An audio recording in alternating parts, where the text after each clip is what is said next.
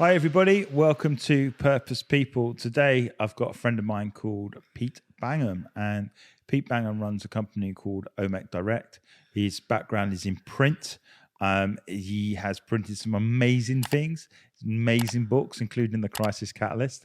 We'll find out a little bit more about how he has, been purposeful in life, but also in print. So over to you, Mr. Pete Bangham. Hello, Darrell. How you doing? Not too bad, thank you. So, how, Pete, did you end up doing print as your primary thing? Goes back a few years, Darrell. Back in the 70s, that's showing my age now, isn't it? I was a compositor. So the old-fashioned hot metal used to set up the type sentences using lead character. Yeah. And then you could actually then print direct from lead onto paper. Okay. But I was apprentice camera operator first, and then maybe a year in, there was a dispute between NGA and Slade, and I was put onto the compositor side, so from the camera operator side of the business. Okay. And did about 2-3 years apprenticeship, 4.5 years in the end. But maybe towards the end of the actual apprenticeship, it went from letterpress to litho. So I became a paste-up artist. Yep, I know all about that. Yeah. So back in those days, you had galleys of type and you had to paste them up onto artwork. Yeah. And then you then prepared artwork for print. Yeah, you shot them on camera, didn't you? That's correct. Because that was my first job. Yeah. And you use opaque to actually take all the little lines out. Rubylith and paint and planning. And that's correct. Massive industry. The reason I'm telling that story because it was a massive industry, and then almost overnight it disappeared because we went from computer straight to plate, and that was a big change in the industry. Well, we had a white line on the factory floor, and that was letterpress on one side and litho on the other side. Now, letterpress printers were really the best printers in the world because they actually created a full-color job using just one color at a time. Wow, okay. So copper plates for images, Yep. And the lead letterpress for the text. And that was an art. And that's changed overnight. But it was, because I remember with the planning side of things, because you'd obviously shoot 4 different artworks, 4 different pieces of film, if you like. Yeah. You'd spot each of them out. So you had like this horrible brown paint that you used to put your headphones on and just listen, and it was just mind-numbing. And then if you had too much dust on the lens when you shot, the more paint you would have to use. More dots. Yeah. And planning them up and then cutting out the different masking, it was an art. And I became really good with a scalpel. So a lot of people, they start cutting stuff and are all a bit nervous of it. But I remember having that skill of cutting really intricate stuff. And it's gone. I can't do it anymore. Unless I take up making cards or. I've got a story about that scalpel. When I was in corporate life, I had a visit over to Germany with a client, and in my old bag, I had my old scalpel blade holder. Yeah, no blade on it, just the holder. Yeah, I went through customs going to Germany. Nothing was said, and then when I got to Germany, this big 6'4" lady stopped me and said, you have a weapon in your bag. I said, no, I haven't. I said, she opened it up and it was a scalpel holder. Oh, wow. From my old days. Yeah. I mean, when in the office, because obviously working as our creative agency, we, you cut stuff out to mount. So you present stuff. I mean, it's changed a bit now. You normally use a TV. But you used to mount boards up, didn't you? And that was like, everyone was wanting and I had to have one of those scalpels because it just took me back, cutting it out. Yeah. Well, can't you just use scissors? No, just use a scalpel. And for me, that was a radical disruption in the print world where the whole planning industry, where there was, scanning of images, for example, was a whole industry in itself. Yes. Gone. Well, I remember those days when you used to have artwork come in, and when I went from being an apprentice compositor into an estimating role, assistant estimating role at commercial printers. And I can remember taking artwork in, and we had to do artwork instructions. So we used to have to say front cover consists of scan 1, with text, inside front cover, scan to, and we had to name the actual scan. Yeah. So it went off to the repro company, took 10 days to get repro back. Now, minutes from our truck through to press. So it has changed. I think in terms of the CMYK and how you print, it's changed as well from litho to digital. Yeah. And that's now you can turn around jobs within hours, like we do. So I think it has changed. I think topography, I used to get taught never put sans serif with serif. Always keep the same type font style. Now that's changed as well, isn't it? So I mean, obviously there's design trends and stuff out there, and I think with the whole, I look at that whole print world, because I know we're going to go on to a little bit about what your company does as well. But the biggest thing is that obviously print's been around forever, and that was a big change in the industry and the way that it operated. And the best thing I can put it to now is the kind of disruption that the coding world's going through right now. So you used to build websites, you had to be a really good coder to build the websites, and certainly building apps and that sort of stuff. And the biggest change I can see now is, and with the emergence of AI, is that code is disappearing. You've got no code tools, and the real coders are building the tools to build no code stuff. There's a podcast that we've done on particularly around no code, but that for me is the biggest disruptor. Like these skilled planners, the color scanning people, they were making fortunes, which is a bit like developers at the moment. They're making fortunes, and then almost overnight everything changed. And that's what's happening in dev world, just to be a bit geeky. But the reality is that, people would say print is old fashioned. It's an old way of doing things. But it doesn't matter how digital we go, we still need print. I much prefer reading a book that's printed than reading it off a screen. I don't know. Yeah, I'm still into print. Obviously. I tend to go into holiday companies and smell the paper and ink. So my wife tells me off. Stains, smelling books. No, my wife tells me off.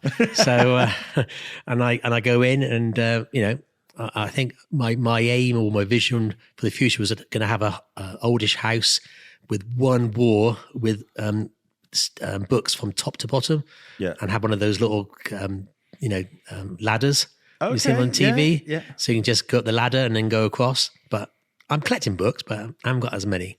Yeah. So just from your perspective, what's the biggest? I mean, obviously we've talked about planning and stuff. Yeah. Because working with multiple generations, I was talking to someone the other day, and we talked about direct mail, for an example.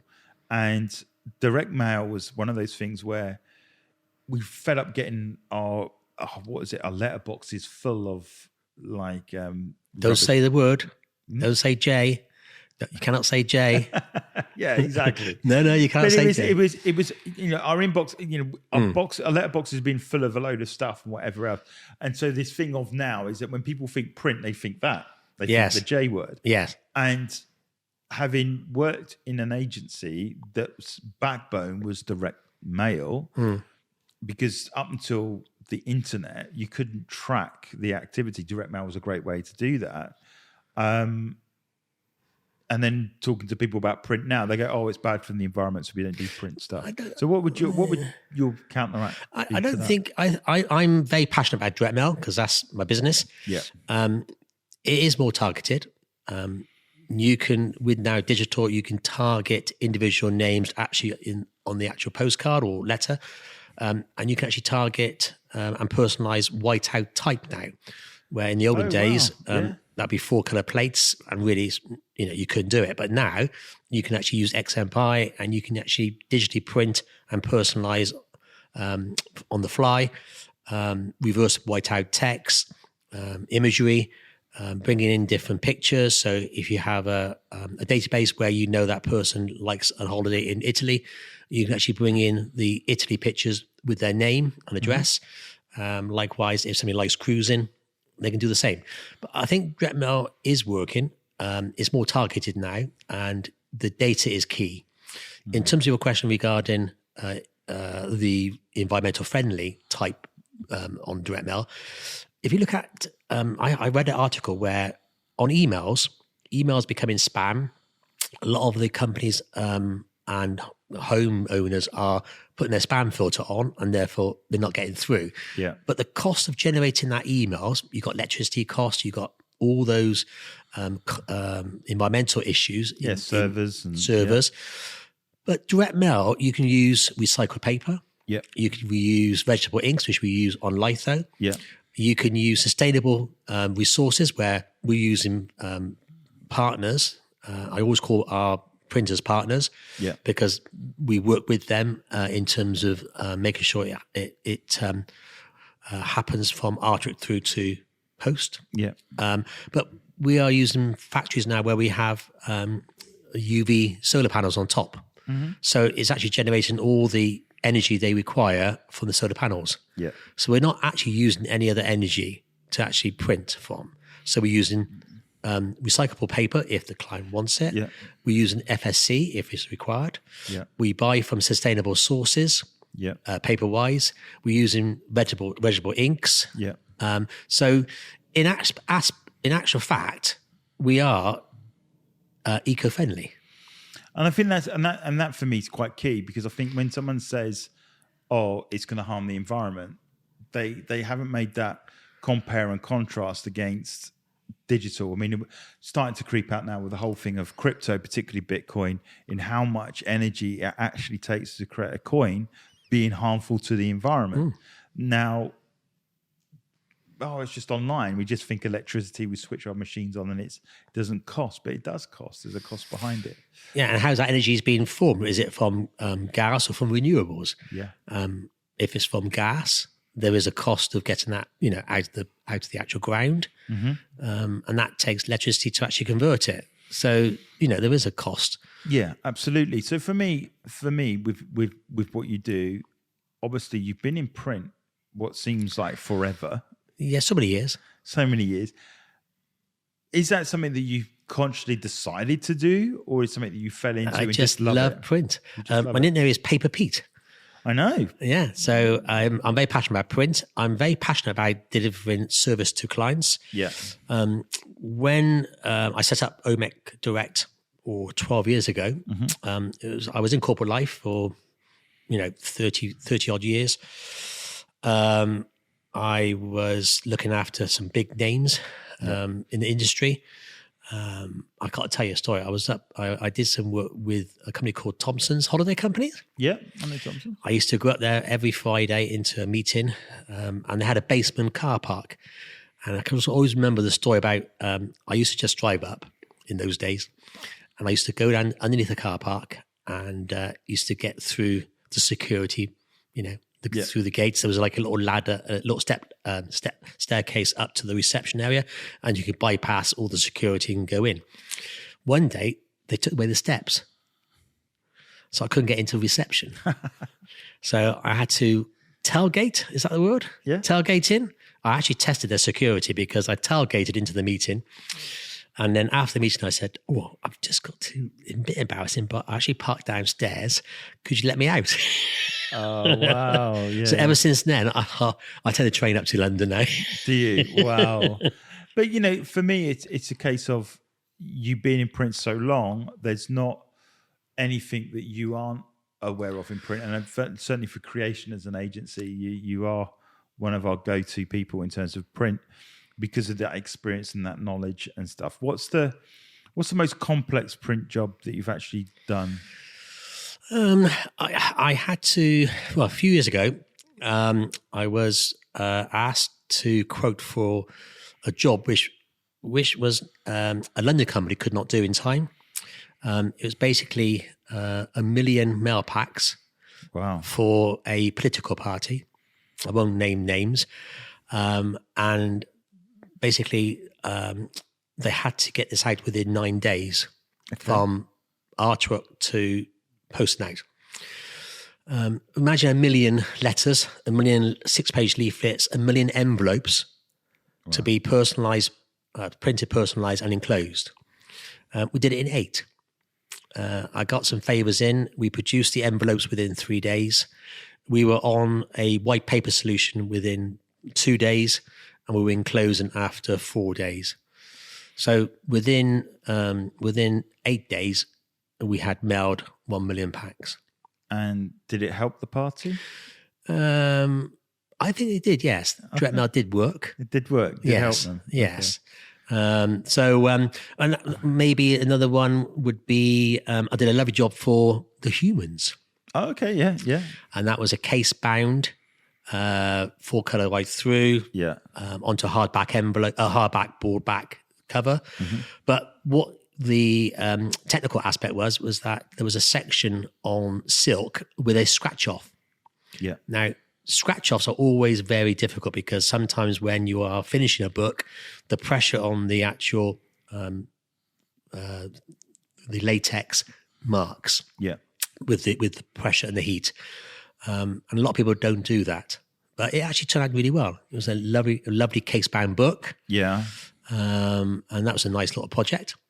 No, I think for me as a project, obviously working with Ollie on the Humans as a product it's great. You know, you hold it and it feels great. It's a really, and if you smell it, you smell of ink. It does. Yeah. It's still got my that box of them, and occasionally, I think that's one of the things I always remember in print is that smell of freshly printed stuff. Well, it used to be blanket wash in the olden days, but they stopped doing blanket wash. Did they? Yeah, when you used to have to clean the plates on the Litho machine. Yeah.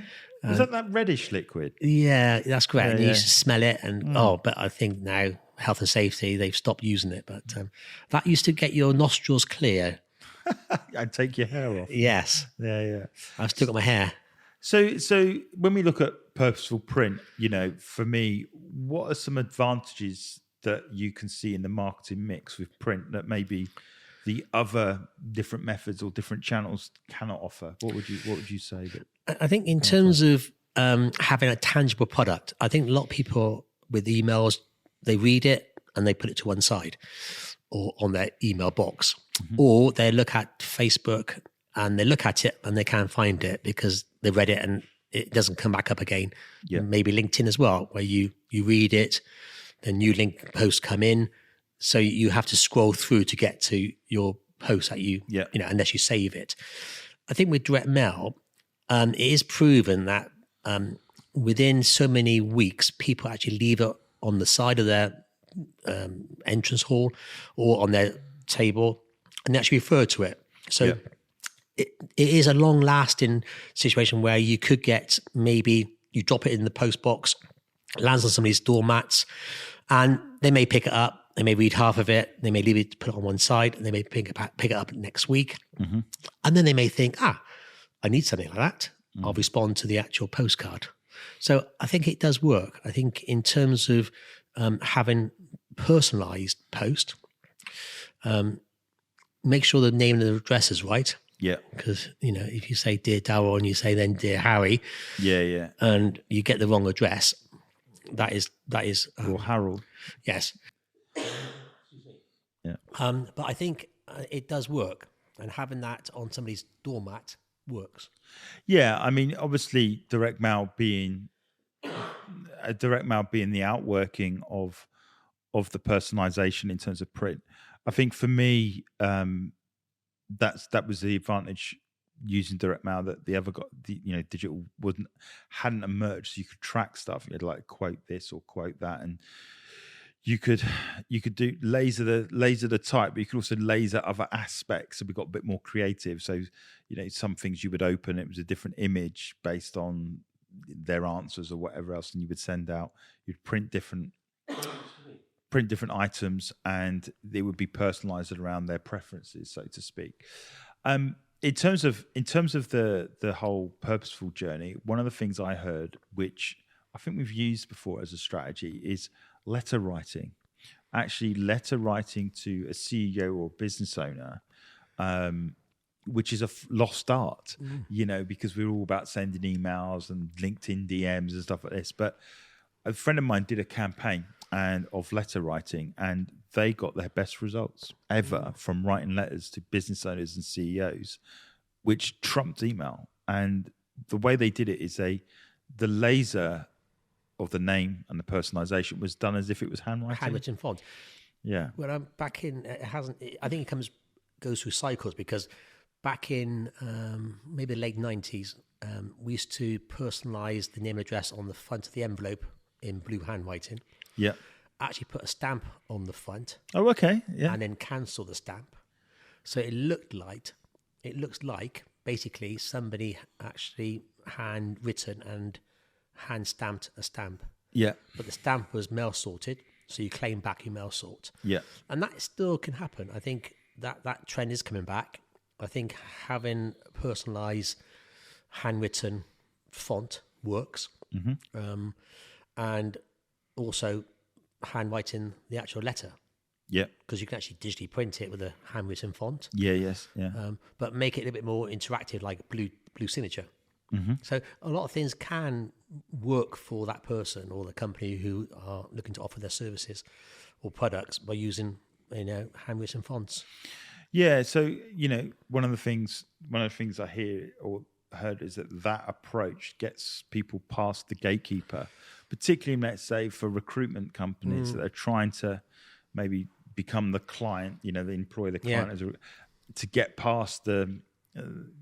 Oh look, this is rubbish. Just throw it in a bin. When they see a handwritten letter, they're kind of less inclined to ask questions and then hand it to the person that wants to get it done. And that's what that company that did. That was their feedback, that effectively it got through, whereas normally it might end up in the bin. No, I think it works.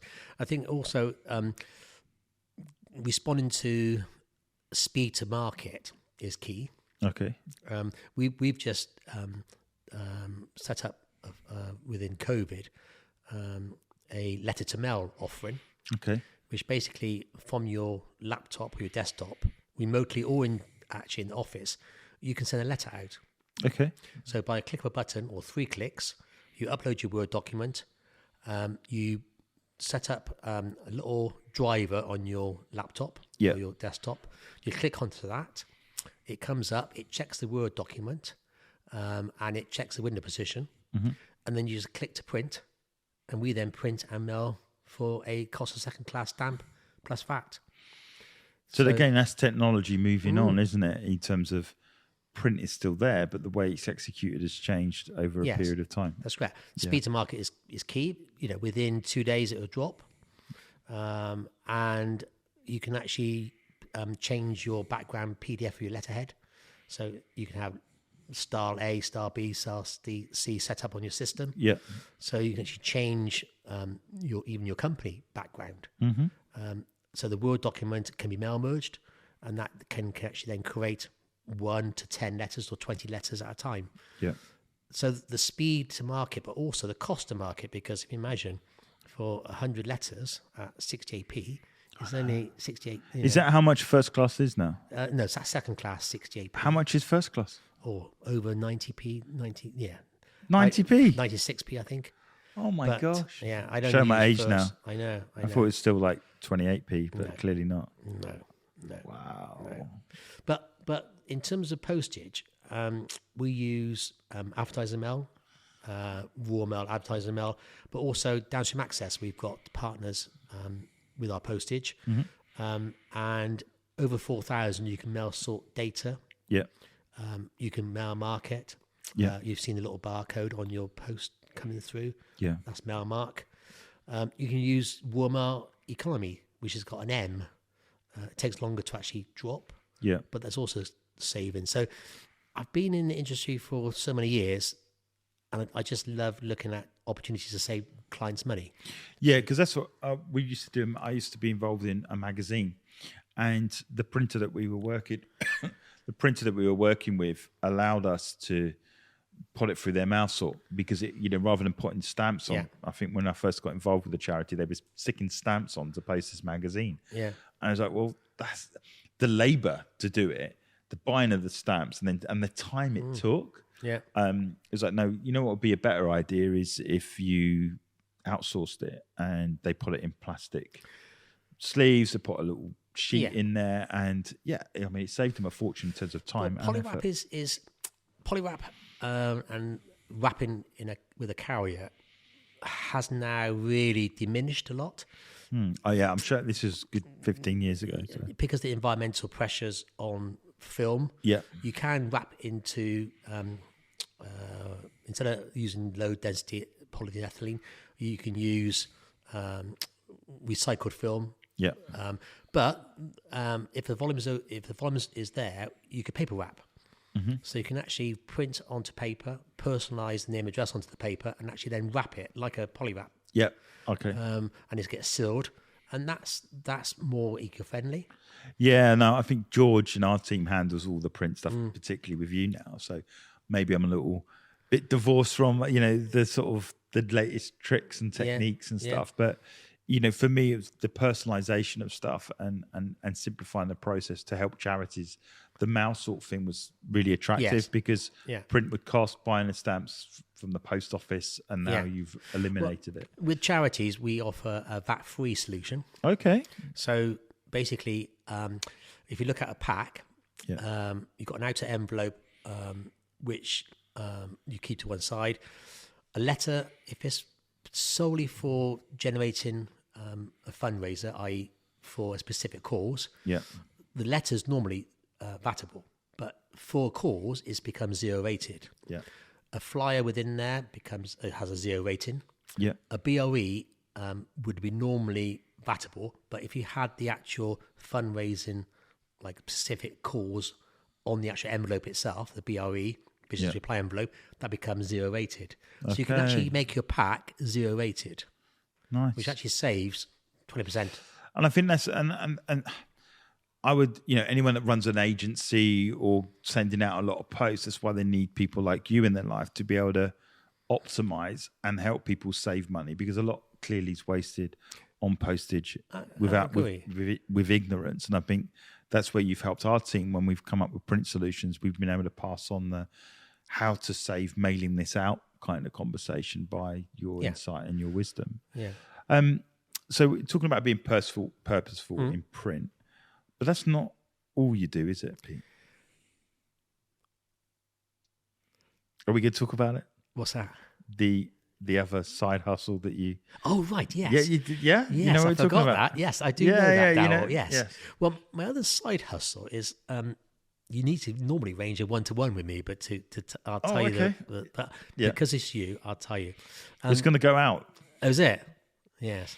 Well, the secret might be out, Pete. Maybe out. Yes. My other side hustle is how do I phrase this? I help somebody with the removals and the collections. Now that may be something which you think, what is that? But if you have a one-to-one with me, I can tell you. Oh, so we're going to leave it secret? Yes. You're going to leave the mystery? Yes, until you contact me, and I can then tell you. Yeah. Okay. So, you do collections and you do removals. And probably deliveries as well. Yes, I do. You could argue. Yes. On that particular side hustle. Okay, so if you want to know Pete's other side hustle, he doesn't want to give it away for the podcast. And I know even the people that are filming right now are thinking, what are they on about? You need to ask Pete, and Pete will tell the filming team afterwards of what he actually does. But in light of what you actually do, without hinting too strongly, what would you say to somebody that, in terms of purpose, what would you say to them? And would you say to them it's better to do a job that they love, or would you say just do you see it as a job? Because for you, print's a passion, right? You enjoy it, you love it, you talk about it. I think print's in my blood. Direct mail's in my blood. I am quite unique. I love procuring and I love selling, and that's a strange because somebody maybe in the past you have a seller or person being in sales, you have procurement. I'm actually half unique really. I love providing the service. I love winning work. Yeah. But I actually love making sure it happens on time and this client is informed of every stage. Now, to the extent where I actually tell the client is actually got onto this van and the van's registration number is XXX, whatever, actually say to the client is actually posted. And I put a seed in, which means that I put my own address in the actual mail pack, which I pay for. Yeah. It lands on my doormat. I've actually said to my clients, the mail's actually started to land. So it's all to do with transparency. I'm not a person who is afraid of saying to a client, I don't think that's the right way of doing it. Yeah. Also, there was an issue. Now, production is always machines and people. And between them, never things happen on time. But the artists actually manage the situation and make sure it does happen on time. But if there's a problem, I always go back to my client and say, hands up, this is what's happened, but this is a solution. We can get around it. So, but I think what makes you and what you do, and that passion and that doing it on purpose, is as a result you're doing something you absolutely love, and so because you love it, you're willing to go that extra mile. Whereas for other people, it's about a transaction. And having worked with you, and you've done a lot of stuff for our guys, is that I've recognised that it's not, it's not a job. You want to deliver it on time. I mean, I remember that we had a sticker challenge, if you can remember. Oh, the one up in London. Can you remember? Yes, I remember that one. That's the first one. Yes, I remember that one. So we had all these stickers printed. Yes. And then it come to stick them on the bottles, but I didn't know this, and neither did anyone at the time. But there was this to stick a round sticker on a bottle around the throat, the throat of the bottle. It will crease, so you have to print them on a slightly different shaped. Yes. Which is, that's a learning that's lived with us and our team. And it had to be vinyl rather than paper. Yeah, and because we obviously printed them on paper and sent them across, and they said they'd stick them themselves, and then they started creasing them all. Yes. And there was a reason why. Now, if they stuck them on the neck of the bottle, it'd been okay, but they wanted them specifically on there. And you turned it around within a couple of hours and delivered the job. And I knew at that moment you were willing to do whatever it took to get the job done. And I think that is rare in print. Yeah, I've had a couple of things in my life. There's one that really stands out. I tend to deliver by couriers, and couriers are fine. So got some really good couriers. But I had one where it had to go to Cardiff, and it had to get there for Monday. The exhibition started on Tuesday, and I got it all ready, dispatched, tracked on the van because I was like, I can track all the system, and it was due to deliver at 4:45 on the Monday. Rang the client up. Client offices close at 4:30.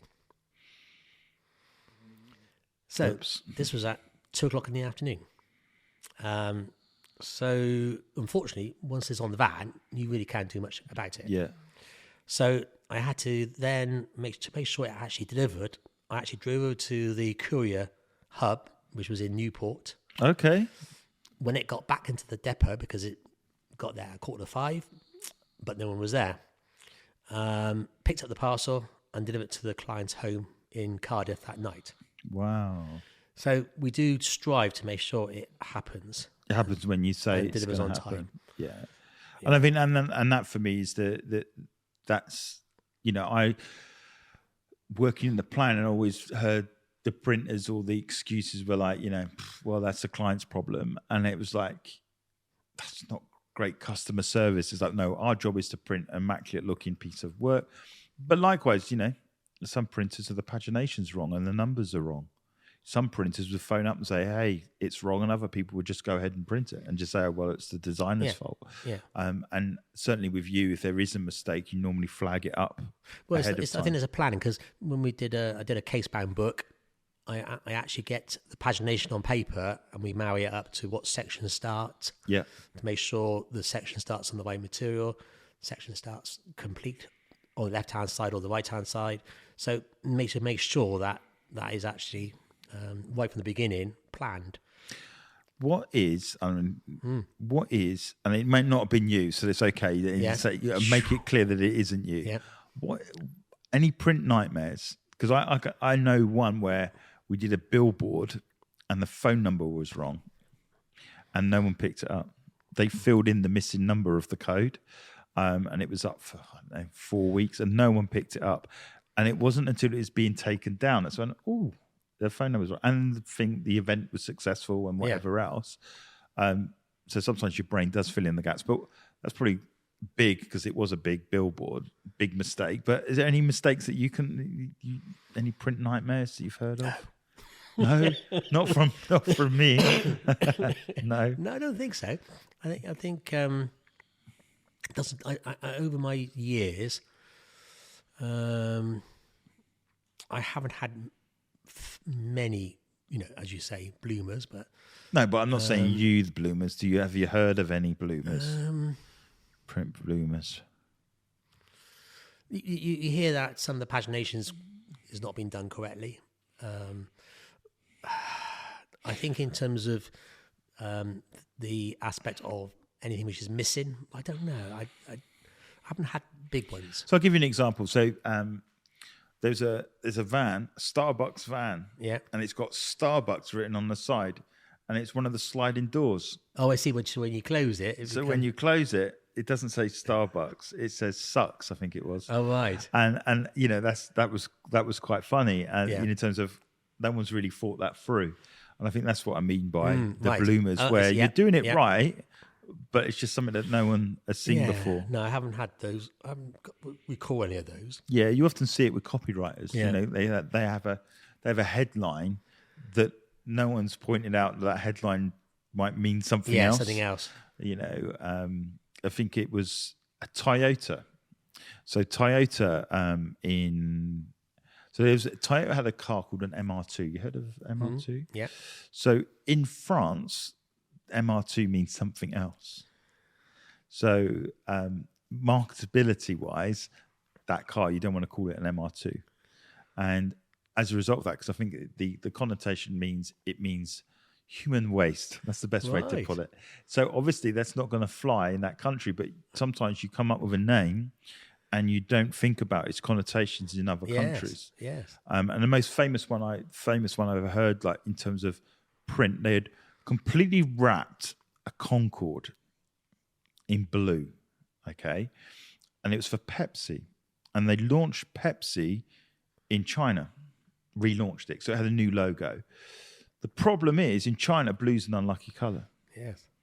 It cost them £1 million to wrap that Concorde, and sales just fell off a cliff to the point they had to redo the design specifically for China, because across the world, it almost enhanced Coca-Cola because it's red more so.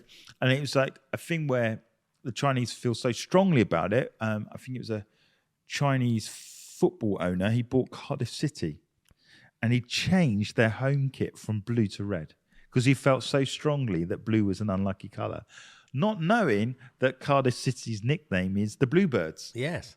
But he felt so strongly that blue was such an unlucky colour. So in print, where you think of the big mistakes or where questions weren't asked, they obviously made the Concorde look beautiful in blue, but clearly it killed their sales because it's not a lucky colour. So that's kind of the thing I'm talking about, the mistakes in print that people make because they don't ask enough questions maybe in the design phase. So Pete, it's been an absolute pleasure to get you on. How do people get in touch with you? You can link in with me. What's the website? Website is www.ommec.co.uk. Can you spell it for us? OMMEC. That's Oscar Michael Echo Charlie. .co.uk? .co.uk. And our team use Pete a lot. They do some great work with Pete, and I can't recommend him highly enough. If you're under pressure to get something done, Pete's the man to trust. And my nickname is Paper Pete. Paper Pete. Thank you so much. Thanks, Darrell.